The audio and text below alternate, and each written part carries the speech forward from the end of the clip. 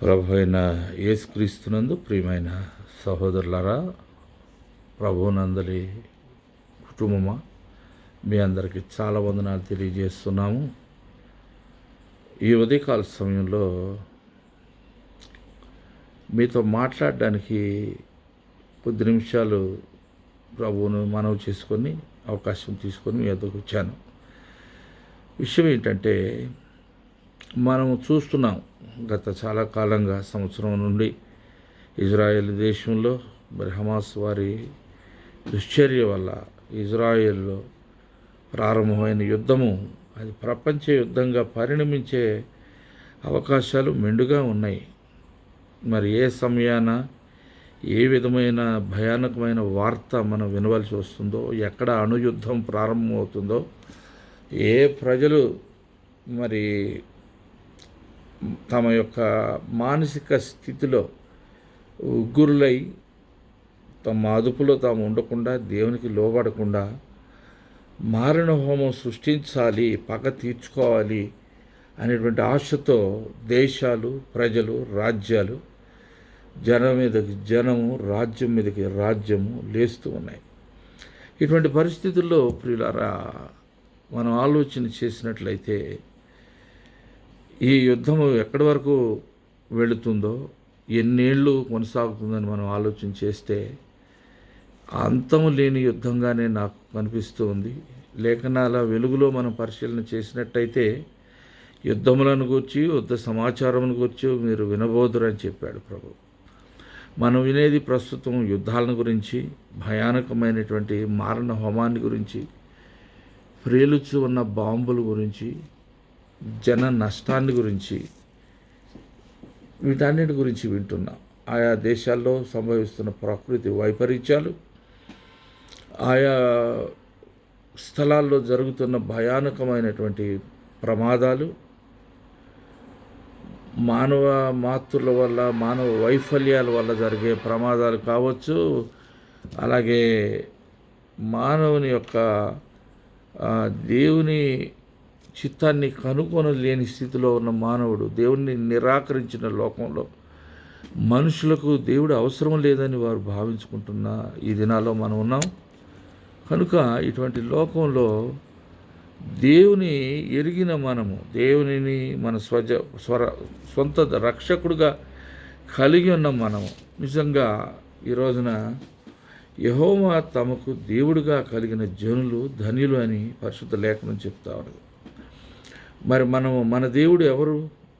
ప్రభు అయిన యెహోవా, ఆయన కుమారుడైన యేసుక్రీస్తు, త్రియేక దేవుడు, తండ్రి, కుమార, పరిశుద్ధాత్మ నామం పేరట తాను ప్రత్యక్షపరచుకున్న దేవుడు. ఆయన మన దేవుడు అయి ఉన్నాడు. ఆ దేవుడిని ఇంకా అనేక మంది ఎరగలేదు. అనేకులు ఆయనకు శత్రువులుగా, ఆయన కూర్చున్న అనుభవ జ్ఞానము లేని వారుగా, అపవాది యొక్క కబంధ హస్తాల్లో చిక్కుకొని ఉన్నవారుగా ఉన్నారు. అట్టి వారికి సువార్తను ప్రకటించడం, సత్యములో దేవుడు వారిని ప్రతిష్ఠించేటట్లుగా మనం ప్రార్థన చేయటం, సువార్తను ప్రకటించడం, సమయమందు అసమయమందు మనం కష్టపడి దేవుని యొక్క ప్రజలుగా ఆయన మనకు అప్పగించిన బాధ్యతని మనం నిర్వర్తించాలి. అలా మనం చేయడానికి దేవుడు కృపనిస్తున్నారు మనలో అనేక మందికి. మరి మా మటుకు మేము నిరంతరము కృషి చేస్తూ ఉన్నాం.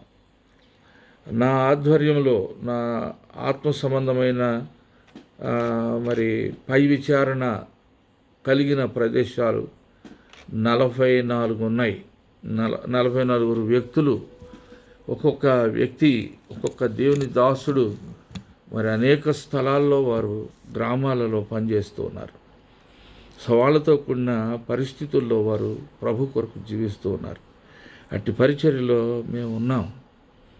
మాతో ఉన్న ప్రియులు పడే ప్రయాస, మరి సువార్తను ప్రకటించాలని దేవుడు మనకిచ్చినటువంటి గొప్ప ఆజ్ఞ, మీరు సర్వలోకములకు వెళ్ళి సర్వ సృష్టికి సువార్తను ప్రకటించుడు అని చెప్పారు. మరి సమస్త సృష్టికి సువార్తను ప్రకటించి సమస్త జనులను శిష్యులుగా చేయాలి.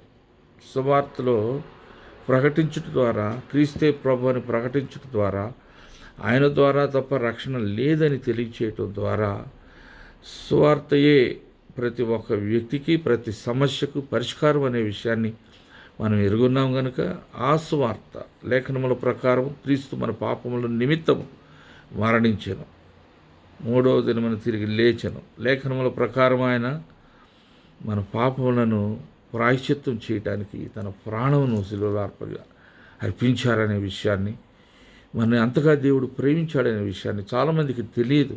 చాలామంది మూర్ఖమైన ప్రశ్నలు సంధిస్తూ ఉంటారు.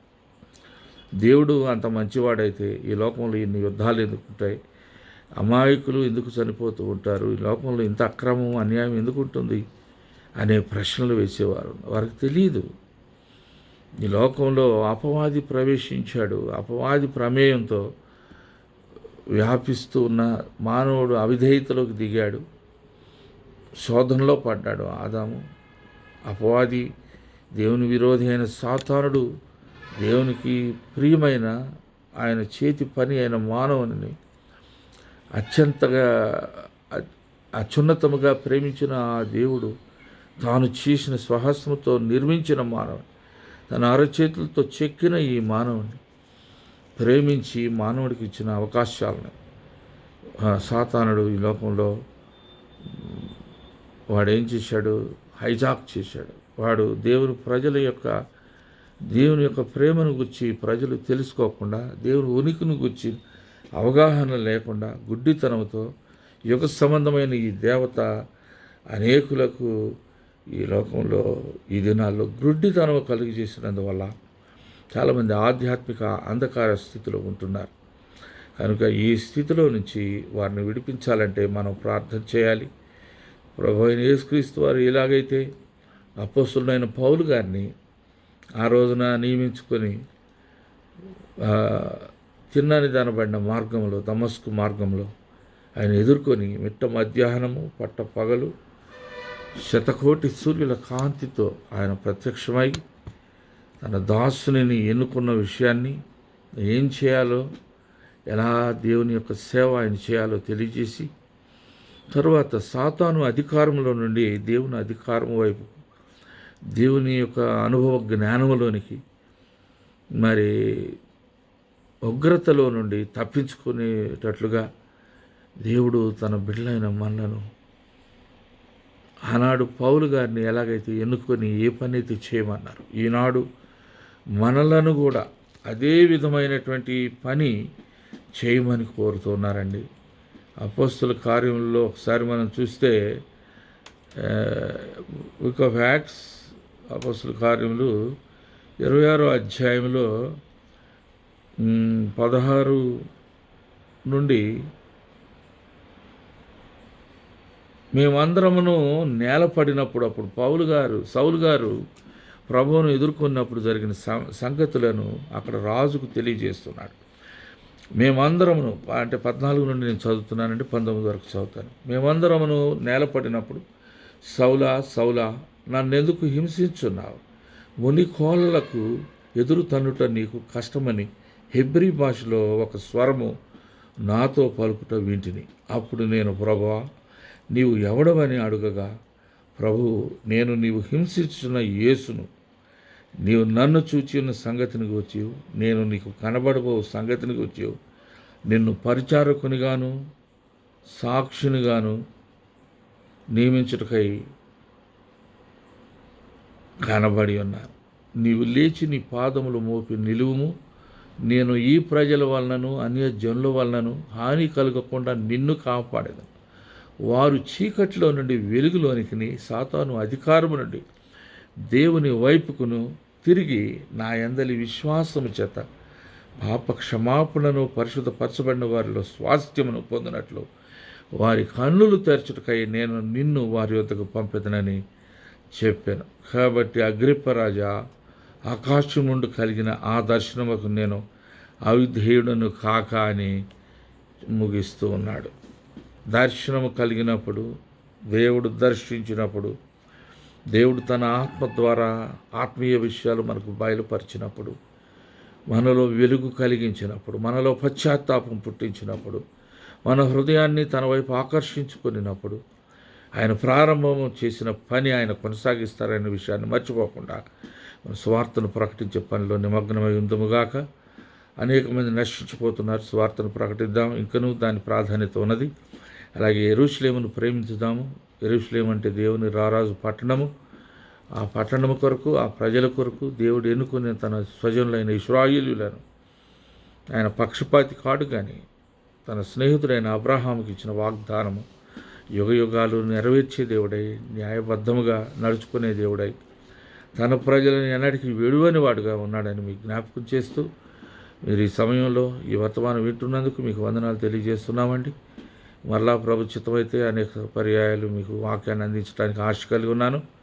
మరి అట్టి సమయాన్ని దేవుడు మనకు అనుగ్రహించును గాక. మీకు ప్రార్థన అవసరతలు ఉంటే తెలియచేయండి. ఈ వర్తమానం విని మీ అభిప్రాయాలు కూడా తెలియచేయండి. మనం కలిసి దేవుని వాక్యాన్ని ధ్యానం చేస్తూ ఉందాం. దేవుడు మిమ్మల్ని ఆశీర్వదించి దీవించును గాక. ఆమేన్.